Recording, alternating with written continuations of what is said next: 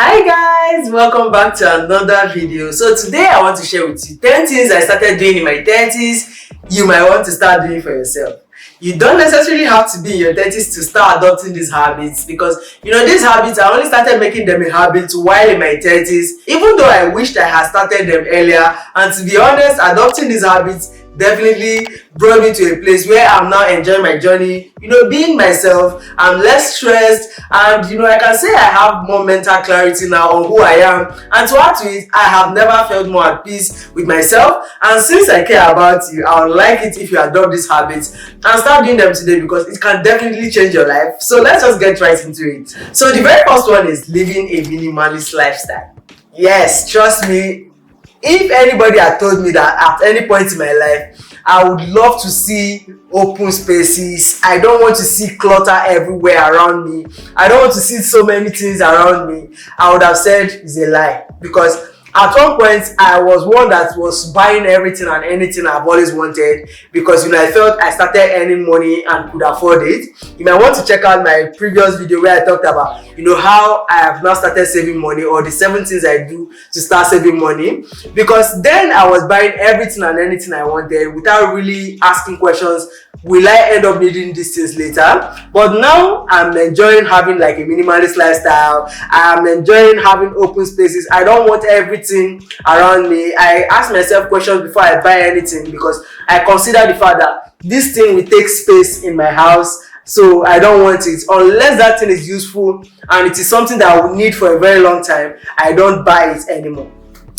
So living a minimalist lifestyle is something I'm beginning to enjoy, and if you even give me the chance, I might want to remove so many other things that I currently have from my life, because even when I've done that for so many things already, I feel like I still have a lot that I can remove just to clear up space for me, so that I can see an empty space and know that I only have the things I need in my space. So you might want to start living a minimalist lifestyle, or if it's something that you are interested in, you might want to take a cue from it, because it has definitely led me to living a stress-free life and spending money only on things I need at any particular point in time.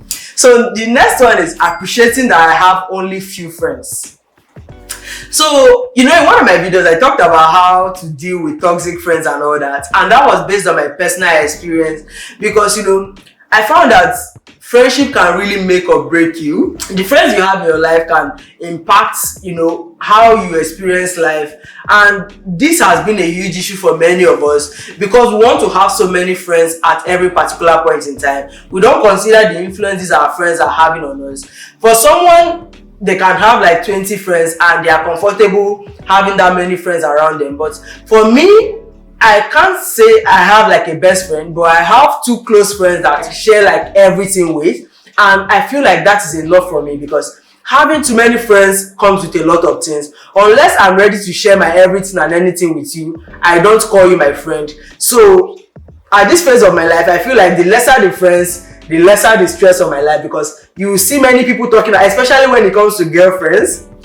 There's so many drama involved in that, so I don't want to put my hand in that. So I appreciate the fact that I have only a few friends that I might call besties. Not necessarily that they are best friends, but I'm very close to them, that we share most things together. And I don't have to carry that baggage of having so many friends that I have to be considering everybody's feeling at different points.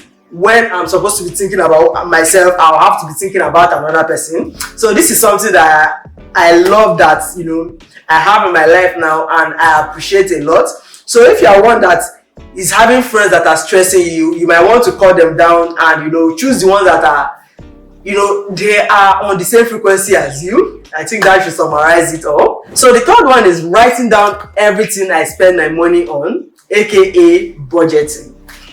You see, before I spend any dime out of my salary, I make sure that I already have a budget written down for it. So at the end of every month, I work based on my budget, and this I have like what I spend for my personal self, and then I take care of every other bill, like recurring. I even have emergency fund in this my budget. This is something that I feel like everybody needs to adopt, especially if you are in your 20s and you are beginning to learn about money. budgeting is something that you need to make a habit, because it will save you from a lot of financial stress. But to go more in depth into this, you might want to check out my previous video where I talked about what I'm doing to save more money. So that should take care of, giving you an idea of how I budget my money and all that. So the fourth one is filtering the information I consume. And you see, with the age of social media, right, there are so many informations out there. We are hearing so many things every day. And for me, who is a chronic jack of all trades, whenever I hear any information, I try to go deep down into that information. I go down this this rabbit hole that I can't always come out of easily, because I want to get all the information involved. So I'm always consuming a lot of information. But one thing I started doing is filtering the type of information I consume, because I found that I'm always so stressed because of these informations I'm trying to consume, especially when it comes to information on countries that are fighting. You see the Congo war, the Palestine-Israeli war. Like, these things stress me out a lot, because I feel like there's really nothing I can do about them. So why do I need to consume those information? You see people talking about, especially when it comes to Congo, like my African brothers and sisters, and I feel what they are going through. But when I think about it, the more I consume information about Congo, the more I feel stressed, because I've watched so many videos about this war, and I ended up thinking to myself, if I don't want to stress myself out, I have to leave this and move on. So especially with the age of social media, you may want to filter the information you consume so that you don't feel stressed, especially with so many information about the same thing happening at the same time. So you might feel confused as to what is even the right information and what is the wrong information.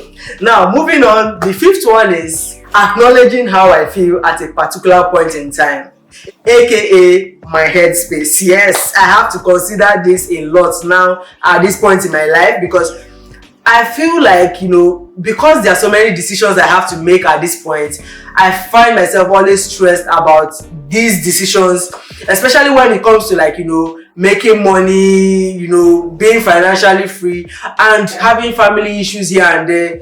I find myself now considering what headspace I'm in when I'm making any decision at any particular point in time. Acknowledging this has saved me from a lot of stress, because if I'm trying to make all the decisions at the same time, I find that I'm always feeling very stressed. So instead of worrying about things that I have no control over, or things that I have to make decisions on, but I'm not feeling like my best at that particular point in time, I try to be honest with myself. Can I make the best decision at this point, or should I just wait till I'm in a better headspace before I make that decision? So in one of my videos, I talked about how to organize your life in 3 easy steps, and this is all based on how I organize my life. And using that format, it has definitely helped me to make decisions at better points when I'm in a better headspace. So you might want to check that video out. But basically, being honest with myself and acknowledging what particular headspace I'm in at any particular point in time in making decisions or in dealing with anything has really brought me to a place where I'm more at peace with making those decisions. So the sixth one is not inheriting people's problems even though they are family. I feel like everybody has to hear this one, or you have to start doing it for yourself. Especially for me who lives in Africa, in Nigeria precisely, where we have this concept of black tax. Everybody feels like, because you are the one that is working, you have to take care of the family problems. I made the decision not to be inheriting people's problems, because especially when they are family, trust me, they will stress you out. You are earning money to feel comfortable and live a comfortable life, but because you are inheriting people's problems, you find yourself always stressed. You find yourself not always having to enjoy the money you are working for. The comfort you are working hard for is no longer part of your life, because you have so many people's problems to take care of. Learning to separate, people's problems from your own problem, and even though you want to inherit other people's problems, taking care of the ones you can handle within your means will save you a whole lot of stress. To be honest, I thank God that I'm not really from a family where there's so many problems, or the fact that I have, other family members that can help to buffer when there are issues, and then, I only end up contributing only a little. If not, I feel like this would have been a huge issue, but because I've learned how to avoid inheriting people's problems. Not necessarily only family now, say, because your friends, the people around you, they might make you want to start believing that their problems can also be your problem.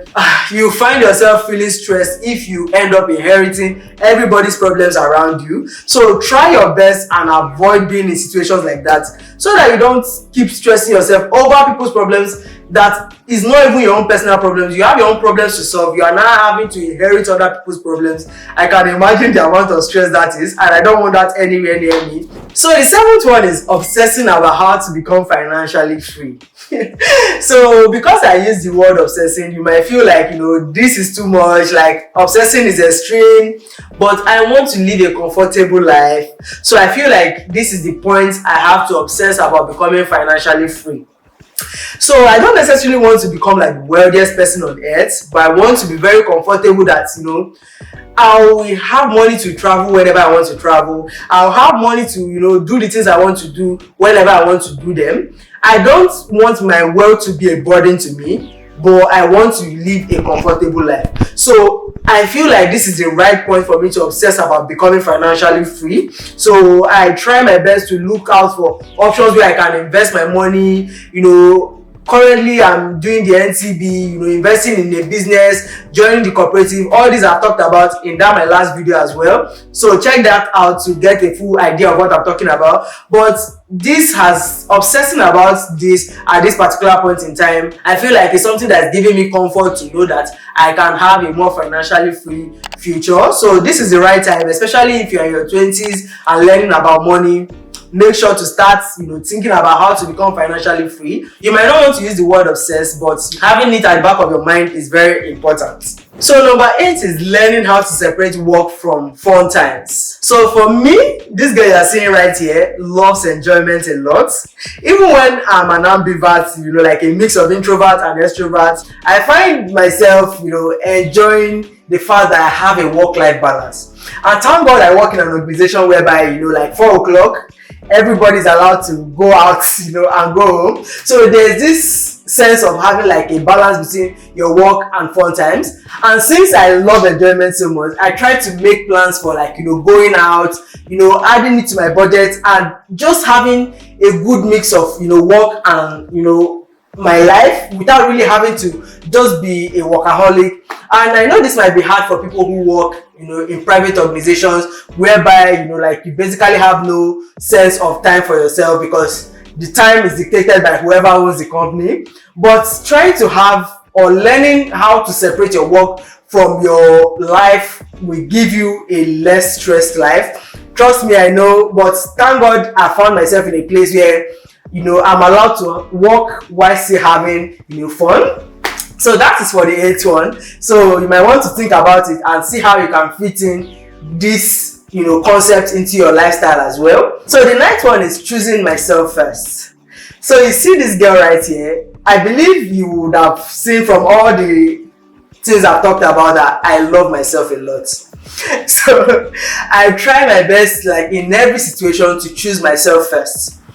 I try to handle things that I can handle without, neglecting myself, like how I'm feeling about that situation. If it is something I've decided to have an input in, because if you cloud yourself with, people's problems, you find that you are always stressed because, you can't even make the decision to choose yourself because you're always having to handle other people's problems. Like we talked about earlier, I don't inherit anybody's problems.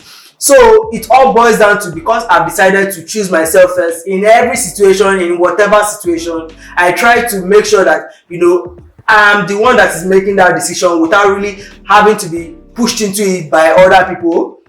So if you choose yourself first, trust me, you'll be at peace with yourself. You will have mental clarity about who you are as a person. You will understand yourself much better. It is something that has saved me a lot from situations whereby people would have normally pressured me into making the decisions without really deciding whether that decision is for me or it was influenced by other people. So the 10th one is being realistic about situations. So you see, for me, I'm a very optimistic person. I don't really like pessimistic people. But that does not mean that because I'm optimistic, I will not be realistic about situations that are going on around me. So let's use Nigeria for example now. Nigeria is a country with so many problems. We have all established that by now. But I feel like it is our generation now that is beginning to be realistic about our situations. Our parents were more optimistic.